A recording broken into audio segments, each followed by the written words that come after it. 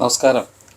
ഗൾഫിലേക്ക് ജോലിക്കായിട്ട് നാട്ടിൽ നിന്ന് വരുന്ന പല വ്യക്തികളും അറിഞ്ഞിരിക്കേണ്ട ഒരു പ്രധാനപ്പെട്ട ഒരു കാര്യം, പ്രത്യേകിച്ച് ഫാമിലി ഇവിടെ ഉണ്ടായിരിക്കും, അല്ലെ ഫാമിലി മെമ്പേഴ്സ് ഇവിടെ ഉണ്ടായിരിക്കും.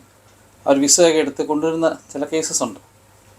ഞാൻ പറഞ്ഞു കഴിഞ്ഞാൽ, ഒരു വ്യക്തി അദ്ദേഹം വളരെ കഷ്ടപ്പെട്ട് സാധാരണ ഒരു ജീവിതം നയിക്കുന്നൊരു മനുഷ്യൻ, സാമ്പത്തികമായി വലിയ വരുമാനമൊന്നുമില്ല എങ്കിലും നാട്ടിലുള്ളതിനേക്കാളും അല്പം കൂടെ ശമ്പളം ഗൾഫിൽ ലഭിക്കുമെന്ന് കരുതി ഗൾഫിൽ ജോലിയാണ്. കഷ്ടപ്പാടാണ്. 12 മണിക്കൂർ ഡ്യൂട്ടിയുണ്ട്. ചില സമയത്ത് ഓവർ ടൈം കണ്ടിന്യൂസ് ആയിട്ട് ചെയ്യേണ്ടി വരും. എരിപൊരിയുന്ന വെയിലത്താണ് ജോലി ചെയ്യുന്നത്. സൈറ്റ് വർക്ക് ചെയ്യുന്നൊരു മനുഷ്യനാണ്. ഗൾഫിലൊക്കെ ചൂട് ഒരു പക്ഷേ ഇപ്പോൾ നമുക്ക് എല്ലാവർക്കും മനസ്സിലാക്കാൻ സാധിക്കുന്നേ ഉള്ളൂ. അങ്ങനെ നിൽക്കുന്ന സമയത്ത് തൻ്റെ ഭാര്യ നേഴ്സിംഗ് കഴിഞ്ഞാണെന്നും നാട്ടിൽ ചെറിയൊരു ജോലി ഉണ്ടായിരുന്നെന്നും മനസ്സിലാക്കിയിട്ട് അത്യാവശ്യം ഭാര്യയെ കൂടെ കൊണ്ടുവന്നാൽ സാമ്പത്തികമായിട്ടൊരു മെച്ചപ്പെടാൻ പറ്റുമല്ലോ, അല്ലെങ്കിൽ കുടുംബജീവിതം ഒരുമിച്ച് നയിക്കാൻ കഴിയുമല്ലോ എന്ന് കരുതി അദ്ദേഹം ഭാര്യയെ ഗൾഫിലേക്ക് കൊണ്ടുവരാനായിട്ട് വിസയൊക്കെ എടുക്കുന്നു. ഒരു കമ്പനി കെയർ ഓഫിൽ അത്യാവശ്യം നല്ല പൈസയ്ക്ക് തന്നെ വിസ എടുക്കുന്നു. അദ്ദേഹം എന്നോട് പറഞ്ഞത്, ഈ വിസയ്ക്ക് വേണ്ടിയുള്ള പണത്തിന് വേണ്ടിയിട്ട് ഒരുപാട് കഷ്ടപ്പെട്ടു. ഒരു നേരത്തെ ഭക്ഷണം തന്നെ ഉപേക്ഷിച്ച് വേണമെങ്കിൽ ആ ഒരു പൈസയോടെ സ്വരൂപിച്ച് വെച്ചിട്ടാണ് ഭാര്യയ്ക്ക് വിസ എടുത്ത് ഗൾഫിലേക്ക് കൊണ്ടുവരുന്നത്. അങ്ങനെ ഭാര്യയെ ഗൾഫിൽ കൊണ്ടുവന്നു, ഇവിടെ ജോലിക്കൊക്കെ കയറ്റി. അത്യാവശ്യം ഒരു വലിയ ശമ്പളം അല്ലെങ്കിലും ന്യായമായ ലഭിക്കുന്ന ഒരു പൈസയൊക്കെ ഭാര്യയ്ക്ക് ലഭിച്ചു. അപ്പോൾ ഈ പോളിസി പ്രകാരം, ഈ കമ്പനിയുടെ ഒരു പോളിസി പ്രകാരം ഭാര്യ വന്ന് കുറച്ച് നാൾ ആ ഹോസ്റ്റലിൽ കഴിയേണ്ട അവസ്ഥയുണ്ട്. കാരണം ആ കൊണ്ടുവന്ന കമ്പനിയുടെ കൂടെ ആ ഹോസ്റ്റലിൽ കഴിയണം. അപ്പം ഭാര്യയ്ക്ക് ശമ്പളം കിട്ടി തുടങ്ങി. അങ്ങനെ 3-4 മാസം കഴിഞ്ഞപ്പോൾ തന്നെ ഈ വന്ന ആൾ മാറിപ്പോയി. അവർക്ക് ഇദ്ദേഹത്തിൻ്റെ കൂടെ നിൽക്കാൻ വലിയ താല്പര്യമില്ല. അദ്ദേഹത്തിനെ വിളിച്ചാൽ ഫോൺ എടുക്കത്തില്ല. പല പ്രാവശ്യം വീട്ടുകാരും അദ്ദേഹവും വളരെയധികം പറയുന്നുണ്ട്, ഹോസ്റ്റലിന് പുറത്ത് വന്ന് ഒരുമിച്ച് താമസിക്കാമെന്നൊക്കെ പറയുന്നുണ്ട്. പക്ഷേ അവർക്ക് താല്പര്യമില്ല. അപ്പം നാട്ടിലെ ചെറിയൊരു തുച്ഛമായ, നമുക്കറിയാം, നേഴ്സുമാർക്ക് ലഭിക്കുന്ന ശമ്പളം വളരെ കുറവാണ്.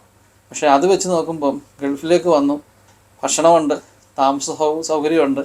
ഇതൊക്കെ ലഭിച്ചപ്പോഴത്തേക്ക് ഈ കൊണ്ടുവന്ന ഭർത്താവിനെ താല്പര്യമില്ല, ഉള്ള കുഞ്ഞുങ്ങളെ താല്പര്യമില്ല, അവർക്കിവിടെ സ്വസ്ഥമായിട്ട് ജീവിച്ചാൽ മതി എന്നൊരു ചിന്തയിലാണ്.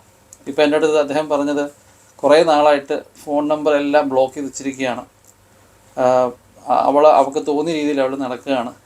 ഭർത്താവുമായിട്ട് കോണ്ടാക്റ്റ് ഇല്ല, ബന്ധുക്കളായിട്ടൊന്നും കോണ്ടാക്റ്റ് ഇല്ല, നാട്ടിലോട്ടും പോകുന്നില്ല, കുഞ്ഞുങ്ങൾ എന്ത് ചെയ്യുന്ന പോലും അന്വേഷിക്കുന്നില്ല എന്ന് പറഞ്ഞു.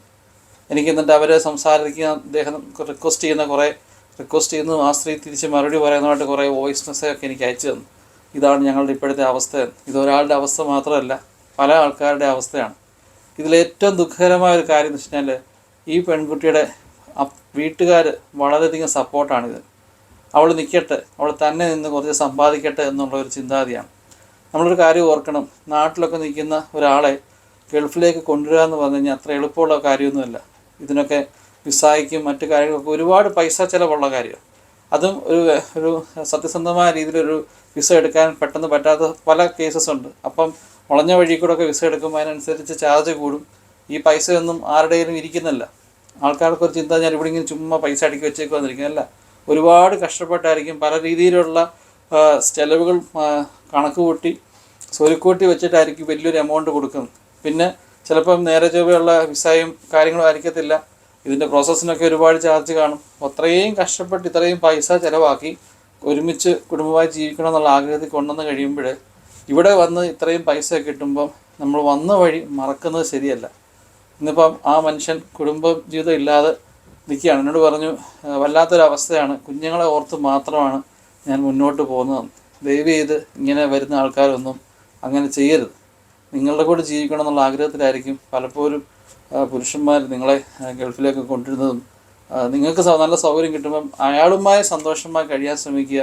കുഞ്ഞുങ്ങളെ ഓർത്തെങ്കിലും മറ്റു രീതിയിൽ പോകരുതെന്ന് അപേക്ഷിക്കുന്നു. Thank you.